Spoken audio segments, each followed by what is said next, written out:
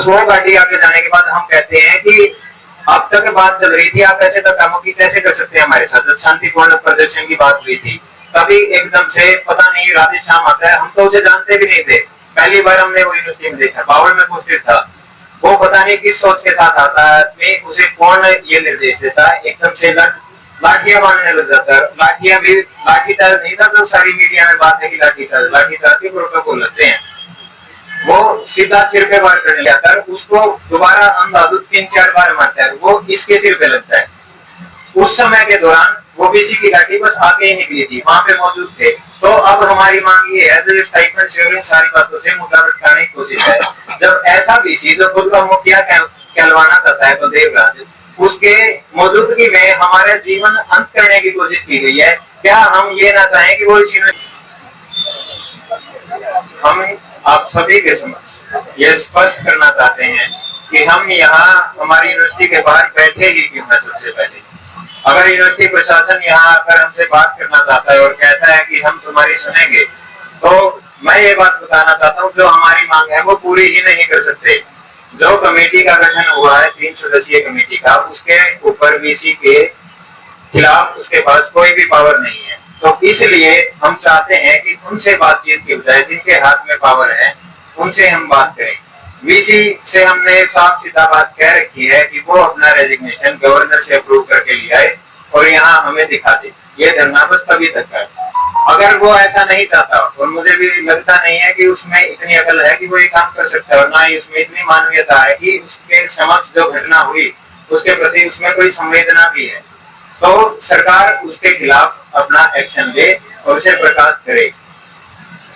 उसके बाद सबसे पहले आप समझिए गलती क्या है। जब तक जो बात हो रही थी स्कॉलरशिप की, स्टाइपेंड की, वो हमारे बीच थी। हम यूनिवर्सिटी को समझाने की पूरी कोशिश कर रहे थे। मीटिंग कमेटी का गठन हुआ था, मीटिंग करने की हमने कोशिश की थी, सभी काम किए थे। लेकिन अब बाहर क्यों आना पड़ रहा है? क्योंकि इस वीसी ने 10 तारीख को जो हुआ वो अटेम्प्ट टू मर्डर था। मर्डरस असोल्ट वो वीसी के सामने हुआ। लेकिन आज क्या तारीख हो चुकी है, उसके 10 दिन बाद भी वीसी ने उसका कोई संज्ञान नहीं लिया। क्या उसने कोई भी किसी भी वीडियो में कोई ये इस बात को माना है कि उसकी मौजूदगी में ये काम हुआ? नहीं माना, बिल्कुल भी नहीं माना। और अब भी वो कोशिश यही कर रहा है कि हम कैसे ना कैसे समझौता कर लें। समझौता होता है जी बाजार में, जीवन के साथ कोई समझौता नहीं हो सकता। और उससे भी घिनौनी बात क्या है कि वीसी कैसे ना कैसे कोशिश कर रहा है कि और हमें ही दिखाए। 10 तारीख के बाद से लगातार उसने असंवैधानिक कार्रवाई शुरू की है। सबसे पहले तो नोडल ऑफिसर हैं जो हमारी यूनिवर्सिटी के, वो डीजी आईसीआर को मेल करते हैं कि आईसीआर के बच्चे इस प्रोटेस्ट में क्यों हिस्सा ले रहे हैं। क्यों? क्या आईसीआर के बच्चों को प्रोटेस्ट करने का हक नहीं है? वो बच्चे इतनी दूर दूर से इस यूनिवर्सिटी में आते हैं, अगर उनके किसी साथी का ऐसे सिर फाड़ा जाएगा, वो भी एक असिस्टेंट प्रोफेसर के द्वारा, क्या वो प्रोटेस्ट नहीं करेंगे? ये वीसी साफ सीधा डेमोक्रेसी और कॉन्स्टिट्यूशन के खिलाफ है, जो हमारा राइट टू प्रोटेस्ट छीनने की कोशिश कर रहा है। उसके बाद यही काम ये एमएससी और पीएचडी के छात्रों के साथ करता है। अगर शैक्षणिक, ये कहते हैं शैक्षणिक कार्रवाई जारी रखो, थीसिस अपने सबमिट करो, सेमिनार करो, उसमें अंडरटेकिंग दिलवाता है कि मैं प्रोटेस्ट का हिस्सा नहीं था। क्यों नहीं था? अगर कोई देना चाहता है पेपर अपनी इच्छा से, हमने शुरू से कहा है वो दे के आएगा। लेकिन बच्चे अपनी स्वेच्छा से यहाँ बैठे हैं। जो बच्चे पेपर दे के आ रहे हैं उनसे अंडरटेकिंग लिखवाई जा रही है कि I am not a part of the protest. तो ये तो एडमिशन के टाइम में इन्हें लिखवा देना चाहिए था कि अगर कुछ भी हम गलत करेंगे तो आप बोलोगे नहीं, आपको फेल कर देंगे। सीधा सीधा ये हमारे जो हक है उनके खिलाफ बोल रहा है। बच्चों को जबरदस्ती टीचर्स के द्वारा, वार्डन्स के द्वारा फोन करवाए जा रहे हैं। बावड़ के गर्ल्स हॉस्टल में खुद मेल स्टाफ पुलिस का और बाकी वार्डन गई है उनके साथ में, उनको बाहर निकालने के लिए। क्या ये राइट टू प्राइवेसी का हनन नहीं है? उसके बाद एफआईआर लॉन्च करवाई गई। वो किसके रिक्वेस्ट पे हुआ? 19 बच्चों के खिलाफ एफआईआर करवाई गई। क्यों? क्योंकि वो अपने हकों की मांग कर रहे थे। उस एफआईआर में साफ सीधा लिखा है कि this mail has been approved by the competent authority. Competent authority कोई नहीं होता, सिर्फ वीसी होता है। उसमें साइन बेशक रजिस्ट्रार के हों, लेकिन वो वीसी के अप्रूवल से वो चीज हुई है। तो अब भी ये वीसी ये चाहता है कि हम जो यहाँ पे अपनी मांगों के लिए बैठे हैं, हमें कैसे ना कैसे करके यहाँ से उठा दिया जाए और भगा दिया जाए। तो हम ऐसे इंसान को साफ सीधा ये मैसेज देना चाहते हैं कि आपने एक बहुत बड़ा एडमिनिस्ट्रेशन फेलियर कोज किया और ये फेलियर इरिवर्सिबल है। अगर ये फेलियर रिवर्सिबल होता, इसका कोई इलाज होता, तो हम उसकी माफी मांगते। लेकिन इस एडमिनिस्ट्रेटिव फेलियर का एक ही इलाज है, वो इसका इस्तीफा। उससे कम में हम किसी से भी बात करने के लिए तैयार नहीं है। सरकार से बातचीत की जहां तक बात है, हम लगातार सरकार के नुमाइंदों से बात कर रहे हैं, लेकिन वहां भी हम अपनी मांग स्पष्ट कर रहे हैं कि अगर बीसी को हटाने के लिए आप बातचीत करेंगे, हमें मौका देंगे कि बीसी क्यों हटाना चाहिए, तब हम बात करेंगे। अगर आप ये कहते हैं कि बीसी की मांग छोड़ दो, तो अब हम नहीं चाहते कि ऐसी बातचीत हो। हम अपनी सारी साइड एक्सप्लेन करेंगे कि क्या घटना हुई, क्या हुआ, लेकिन बीसी की मांग को छोड़ने के लिए कतई राजी नहीं है। एक आखिरी शब्द ये कहना चाहूंगा कि ये जो बीसी है, ये ना केवल एचयू, ना केवल हरियाणा, बल्कि पूरे भारत के इतिहास पे काला धब्बा है। और जब 24 तारीख को छात्र न्याय महापंचायत होगी, तब इस काले धब्बे को पता लग जाएगा कि छात्र एकता क्या होती है और छात्रों की शक्ति क्या होती है। एक बात हम जानना चाहेंगे भाई, उस दिन के लिए अलग अलग धारणा बनी है, बीसी अलग आपकी ऊपर आरोप लगाया कि शादी कोर्ट में जाए कि हमने अपना पक्ष लिया, उस दिन की सच्चाई क्या, हमला कैसे हुआ, तो वो चीज थोड़ी बतानी, क्योंकि अलग अलग लोग अलग अलग बातें वो बना रहे हैं, अलग अलग छात्रों से हमें सुनने मिला, लेकिन आप वहाँ पे थे, आपकी ऊपर लाठी लगी, वो हुआ क्या था वो बताइए। बिल्कुल स्पष्ट करना चाहूंगा मैं, जो झूठ फैलाने की कोशिश की गई है 3 सदस्यीय कमेटी के द्वारा। सबसे पहले तो दिन में जो धक्का मुक्की की बात है, वो बीसी ऑफिस के अंदर घुसने की बात नहीं थी, वो बीसी ऑफिस के सामने बैठने की बात थी। हमने उन्हें स्पष्ट कहा कि ये हमारा हक है, हम बीसी ऑफिस के आगे बैठ सकते हैं और अपनी मांगे रख सकते हैं, लेकिन उन्होंने वही मार पिटाई शुरू कर दी बीसी ऑफिस के आगे बैठने से पहले अंदर। उसके बाद मार पिटाई के बाद जब बच्चे दोबारा आए, हमारी संख्या बढ़ी, हम तब भी वहीं बैठे रहे। इतने शांत बच्चे और इतने समझदार स्वभाव के बच्चे हैं कि कोई एक भी अंदर नहीं घुसा हमारी तरफ। मारपीट 2 टाइम हुई जी, सबसे पहले सुबह मारपीट हुई, गार्ड्स ने हमें वहां बैठने नहीं दिया। जो दिन की वीडियो है वो उसी दिन की है। तब जब बच्चों की ज्यादा संख्या बढ़ी तो हम बीसी के आगे बैठे रहे, लेकिन ये ऐसा नकारा बीसी है, मुझे तो जी मैं चाहता हूँ कि बीसी शब्द का उपयोग न करूँ। बीसी तो मुखिया होता है परिवार का। ये बलदेव राज की सारी कमियां हैं। बीसी की तरफ तो इसने बदनाम कर दी है। बलदेव राज उसने 2:30 बजे तक बैठा रहा, हमारे मुंह के आगे गेट को बंद करके चला गया बीसी ऑफिस के, लेकिन उस बात का उसने कोई भी संज्ञान नहीं लिया, ना हमारे लोगों से बात करने की कोशिश की, ना बच्चों से। फिर उसके बाद हमने फैसला लिया कि 4 नंबर गेट पर आए और बच्चों के समक्ष अपनी बातें रखें, बच्चों के नहीं समाज के समक्ष अपने बच्चों की मांगे रखें कि क्या है। तब हमने प्रेस में एक तो हमारी जो नोट थे वो दिए, हमारी बातें रखी कि आज दिन में क्या क्या हुआ। उसके बाद हम फैसला करते हैं कि जो बीसी और रजिस्ट्रार का घर है वो पास है, कि हम उनके पास जाते हैं, उनके पास शांति से बातचीत करेंगे। हम बीसी के ना ही बीसी के घर के आगे बैठे थे और ना ही रजिस्ट्रार के, हम उससे काफी दूर थे और रजिस्ट्रार हमारे पास आए भी, बातचीत भी लगातार चल रही थी। इतने में ही क्या होता है, जब बातचीत चल रही थी लेकिन हल नहीं निकल रहा था, तो हमने यही निर्णय लिया कि हम यहाँ पर बैठ जाएंगे। जहाँ गार्ड्स ने, सिक्योरिटी ने बैरिकेड तैनात किए थे, हम वहीं शांतिपूर्ण तरीके से बैठ गए। हमने कहा हम यहाँ से रत्ती भर भी आगे नहीं बढ़ेंगे, यहीं बैठे रहेंगे, लेकिन बैठने का हमारा हक है, वो आप हमसे नहीं छीन सकते। तभी एकदम से बीसी की गाड़ी आती है और जो सभी के सभी गार्ड्स थे और टीचर थे, वो खुद हमें हाथ पकड़ पकड़ के उठाने लग जाते हैं। बीसी ने तो यहाँ तक की कोशिश की है कि उसकी गाड़ी एक बच्चे के पाँव के ऊपर से भी गुजरी। वो शुक्र है कि उस बच्चे ने जूता पहना था और वो पूरा पाँव नीचे नहीं आया, तो वो बच गया। उस बच्चे ने भी एमएलआर कटवाई हुई है। तब वो गाड़ी आगे चली जाती है, उस गाड़ी पे भी अब उसकी भी वीडियो रिकॉर्डिंग है। किसी बच्चे ने कोई अटैक नहीं किया, आग तक लगाने की कोशिश नहीं की।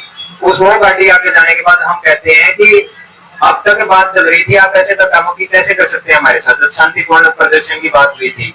तभी एकदम से पता नहीं राधे श्याम आता है, हम तो उसे जानते भी नहीं थे, पहली बार हमने वो यूनिवर्सिटी में देखा, बावड़ में पोस्टेड था। वो पता नहीं किस सोच के साथ आता है, उसे कौन ये निर्देश देता है, एकदम से लाठियां मारने लग जाता है। लाठियां भी, लाठीचार्ज नहीं था तो सारी मीडिया में बात है कि लाठीचार्ज के प्रोटोकॉल लगते हैं। वो सीधा सिर पे वार करने लग जाता है।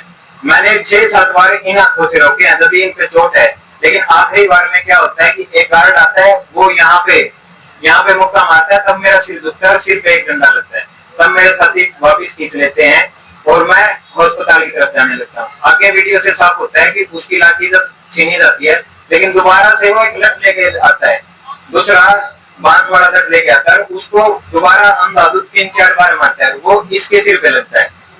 उस समय के दौरान वो वीसी की गाड़ी बस आगे ही निकली थी, वहां पे मौजूद थे। तो अब हमारी मांग ये है, जो स्टाइपेंड से इन सारी बातों से मुद्दा उठाने की कोशिश है।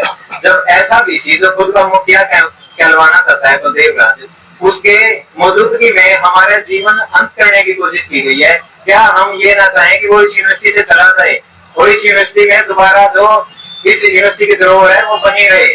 हम नहीं चाहते कि उस यूनिवर्सिटी में वो रहे। या तो आप साफ सीधा फैसला कर दीजिए, या तो ऐसा देखने वाला इंसान यहाँ पे इस यूनिवर्सिटी में रहे जो बच्चों को मरवाना चाहता है, जिसमें एक प्रवृत्ति पर भी इंसानियत नहीं है, या फिर जो ये शांत और समझदार बच्चे हैं वो इस यूनिवर्सिटी में रहे। 24 तारीख की पंचायत रखी आपने, छात्र न्याय पंचायत, क्या अपील करना चाहोगे देश के लोगों? देश के लोगों से यही अपील है जी, जो न्याय है वो मिलना चाहिए सभी बच्चों को, और जो मुद्दे से भटकाने की बातें हैं वो रोके। साफ सीधा स्पष्ट सारे देश में ये मांग जानी चाहिए कि वीसी को हटाओ। बार बार आगे से यही बात आती है कि वीसी को छोड़ दो, बाकी मांगे मान लो। मांग ही वीसी है, वीसी हटाना ही मांग है, और इसके लिए सारे देश में ये बात जानी चाहिए, जिस इंसान की वजह से ये अटैक हुआ है ना, वो हटना चाहिए, जिसने अब तक कोई जिम्मेदारी भी नहीं ली है इस अटैक की। कुछ लोग आपके आंदोलन के खिलाफ प्रदर्शन कर रहे हैं, बीजेपी से जुड़े लोग हैं जो कह रहे हैं कि जातीय आंदोलन है, उनको क्या कहना चाहोगे कि ये आंदोलन क्या? जी, मुझे नहीं पता बीजेपी के हैं या किसके लोग हैं, प्रदर्शन भी मैंने नहीं देखा, लेकिन मैंने जरूर 3 सदस्यीय कमेटी की ये बात सुनी थी। तो उसका साफ सीधी बात यही करना चाहते हैं, जब हमारे बीच में कोई जाति नहीं है तो हम सोच भी नहीं सकते। हमें तो रजिस्ट्रार सर ये कह रहे हैं कि किसी जाति विशेष से हमें नहीं पता, वो हमारे लिए रजिस्ट्रार सर थे, लेकिन जो उन्होंने भी बीसी सर के साथ मिलकर किया वो तो हम कभी सोच भी नहीं सकते थे। लगातार ये स्ट्रेंथ जो है धरना स्थल पर घटती जा रही है, क्या वजह मानते हैं? जी, मुझे तो नहीं लगता स्ट्रेंथ घटती जा रही है। हो सकता है कि मैनेजमेंट में आपको बच्चे थोड़े इधर उधर दिखते हो, लेकिन सभी बच्चे एकजुट हैं। अभी जो इन्होंने बात कही है कि 150 बच्चे के पेपर में ऐसा कुछ हुआ, ऐसा कुछ भी नहीं हुआ, बहुत कम बच्चे पेपर देने जा रहे हैं। ये सिर्फ एक अफवाह फैलाने की कोशिश है। नहीं, वो तो नजर पे रहे, जो कमेटी के मेंबर डे 1 से धरने पर बैठे हैं, वो अगर यहाँ पर मौजूद हो तो आप आइए सामने, क्योंकि डे 1 जो धरने पे स्ट्रेंथ थी वो लगातार दिख रही है, मौके पर भी काफी कम होती जा रही है। क्या वजह है? क्या कोई एग्जाम चल रहा है या कोई और वजह, या उन्हें बरगला दिया गया या किसी के बकावे में आ चुके, क्या कुछ असली वजह? एक असली वजह इसमें जरूर ये है, जो भी एडमिनिस्ट्रेशन है, वो टीचर्स हुए, रजिस्ट्रार हुए, उसके बाद बाकी सभी हॉस्टल वार्डन्स हुए, वो लगातार बच्चों को प्रेशर कर रहे हैं। जो भी उनकी इमीडिएट रिश्तेदारी में, उनको तो बैठने ही नहीं दिया जा रहा। जो भी इनके किसी भी विशेष करीबी हैं, दोस्त हैं, या किसी एडवाइजरी कमेटी में, उनको डराया धमकाया जा रहा है। फिर भी हमारे बच्चे इतने बहादुर हैं, वो कह रहे हैं अगर मैं यहाँ नहीं आऊंगा, मैं अपने चेहरा नहीं दिखा सकता, तो मैं पेपर भी नहीं दूंगा। वो बच्चे कहीं ना कहीं छुपे हुए हैं, लेकिन पेपर तब भी नहीं दे रहे हैं। और जहाँ तक बात है कि स्ट्रेंथ कम होने की, आपको हो सकता है 1-2 दिन थोड़ी बहुत ऊपर नीचे हो, वो जो न्याय के लिए आंदोलन होते हैं उसमें ऐसा बीच में हो सकता है, लेकिन 24 तारीख को आपको साफ स्पष्ट हमारी जो स्ट्रेंथ है वो दिख जाएगी कितनी मजबूत है। एक ऑडियो आया था जिसमें महिला वार्डन लड़कियों को धमका दी है कि कल कोई नहीं जाएगा, कितनी सच्चाई है? क्या वास्तव में धमकाया जा रहा महिला वार्डन के द्वारा? जी, धमकाया जा रहा है। वो जो ऑडियो आई है वो बच्चियों की तरफ से ही आई है, उन्होंने ही भेजी है। लेकिन हम ये बात स्पष्ट करना चाहते हैं, जो भी ये प्रेशर डाल रहे हैं, जो गलत कार्रवाई कर रहे हैं, ये सब सिर्फ एक आदमी की वजह से इनकी पावर आती है, और वो है बलदेव राज। जब वो नहीं रहेगा, ये सभी के सभी अपने आप पावरलेस हो जाएंगे और ऐसा करने की सोचेंगे भी नहीं। 24 तारीख की और बता दीजिए। एक बार आपसे जानना चाहूंगा, क्योंकि आप पहले दिन से धरना संभाले हुए, तो 24 तारीख की क्या कुछ रूपरेखा रहने वाली है, क्या कुछ स्ट्रेंथ रहेगी? सर, 24 तारीख को यहाँ पर भारी संख्या में किसान, मजदूर, छात्र और जो विपक्ष पक्ष सभी पार्टी के लोग यहाँ पर मौजूद रहेंगे। उनके बीच हमारी महापंचायत होगी और उसमें हम बहुत बड़ा फैसला लेने जा रहे हैं। इसके लिए हमारी जो टीम है वो गाँव गाँव जाकर इस चीज का उनसे मिल रही है, उनको हमारी बातें बता रही है। तो ऐसा नहीं है कि यहाँ पर स्ट्रेंथ कम है, स्ट्रेंथ सर हमारी गाँव गाँव जा रही है बच्चों से बात करने, वहाँ पर गाँव में इस चीज को अवगत करवाने के लिए। तो जो संगठन फिलहाल यहाँ पर अभी तक किसी वजह से नहीं पहुंच पाए, क्या उनको भी आप आह्वान करना चाहेंगे? सर बिल्कुल सर, जो भी संगठन हमारी मांगों को, जिनको पता है हमारे साथ गलत हुआ है, अगर वो अब भी चुप है तो सर उनको अपनी आवाज हमारे तक पहुंचानी चाहिए। और इस भी जो दरिंदा वीसी है जो बच्चों को मरवाने का काम कर रहा है, उसके खिलाफ हमारी आवाज में आवाज मिलाकर हमारी आवाज को ऊंचा करना चाहिए। 24 तारीख को आह्वान करें और 24 तारीख को हम सभी को आह्वान करते हैं कि भारी संख्या में पहुंचकर इस वीसी को दिखा देना है कि हम छात्र अकेले नहीं है। ये देश जो हमारे माँ बाप हैं, जो हमारे चाचे ताऊ हैं, वे सारे के सारे हमारे साथ खड़े हैं, कंधा से कंधे मिलाकर खड़े हैं। हमें वे झुकने नहीं देंगे और ना हम झुकने वाले हैं।